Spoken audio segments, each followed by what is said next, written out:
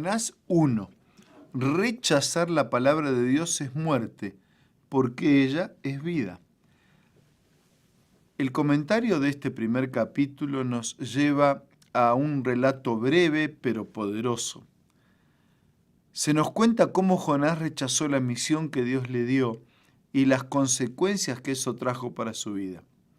Vamos a ver que alejarnos de la palabra de Dios nos conduce a la tragedia y a la muerte, mientras que seguir la voluntad del Señor nos conduce siempre hacia la vida. El profeta Jonás desarrolló su ministerio en torno al año 790 a.C. Había sido utilizado por Dios para predecir la restauración de los límites de Israel en tiempos de Jeroboam II. El libro de Jonás comienza diciendo: vino palabra de Dios a Jonás, hijo de Amitai, diciendo. Lo que sigue es posiblemente una de las historias bíblicas más conocidas. El relato del profeta que huye de la tarea encomendada, que es tragado por un gran pez, desde donde ora y clama desesperado a Dios, arrepentido, y el Señor lo salva para cumplir la misión que le había encomendado, alcanzando un gran éxito evangelístico, salvando a los ninivitas de la destrucción. En este primer capítulo se nos dice lo que Jonás hizo fue ser rebelde a la palabra de Dios. Huyó en el sentido opuesto al que el Señor lo había enviado. Nínive, hacia donde Dios quería que fuera, se encontraba al oriente de Israel, en lo que hoy es la frontera nororiental de Irak con Turquía y Azerbaiyán. En lugar de ir allá, tomó un barco desde Jope, en lo que hoy sería Tel Aviv, en dirección opuesta hacia el oeste, rumbo a Tarsis, que ha sido identificada por los estudiosos allí en las cercanías de Sevilla, España. Los marineros reconocieron la tormenta como un acto de los dioses y deciden echar suertes para descubrir quién era el culpable.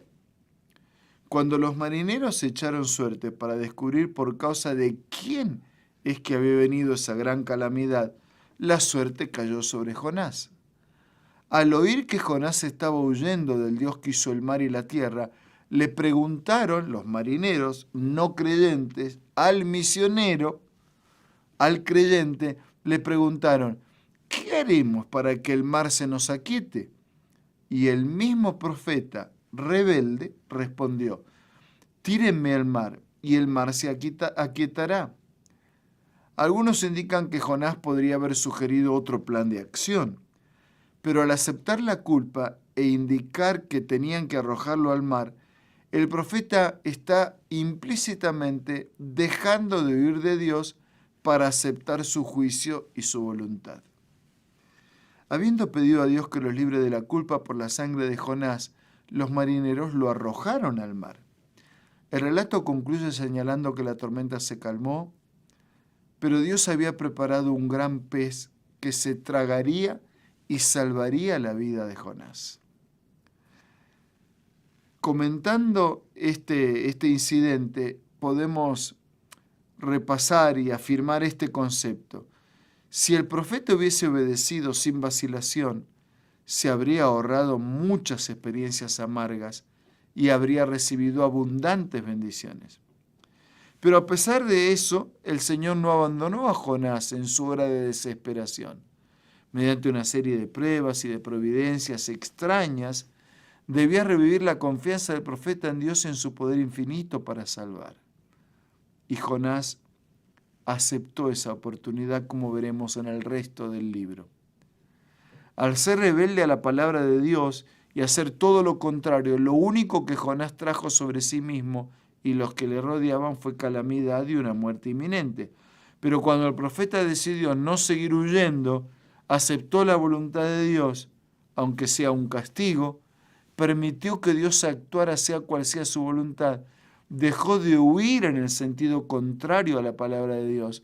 Entonces Dios interviene, trae vida, preserva la vida de los marineros, conserva con vida a Jonás y envía nuevamente a Jonás a cumplir su tarea que salvaría la vida de miles de ninivitas. Resumiendo, amigos, huir de la palabra de Dios solo trae calamidad, dolor y muerte. Oír su palabra y obedecerla trae vida, porque la palabra de Dios es vida. Jonás, a pesar de haber sido un profeta dedicado a Dios, estaba huyendo de Dios y tuvo que enfrentarse con las consecuencias de su elección hasta que finalmente reconociera y volviera plenamente a Dios. Necesitamos no solamente tener una fe formal, ceremonial, sino práctica, de fidelidad, de lealtad a la palabra de Dios. Que esa sea nuestra experiencia en este día y siempre. Vamos a orar. Señor, ayúdanos a aprender de Jonás que no necesitamos ser rebeldes a tu palabra, que lo que necesitamos es ser dependientes, que no necesitamos huir de ti, sino que lo que necesitamos es oír tu palabra, tu voz, y aplicarla y practicarla en nuestra vida. Bendice a nuestros amigos, danos un espíritu permanente de dependencia de tu voluntad. Oramos y agradecemos en el nombre de Jesús. Amén. Un abrazo, amigos. Hasta mañana, si Dios quiere.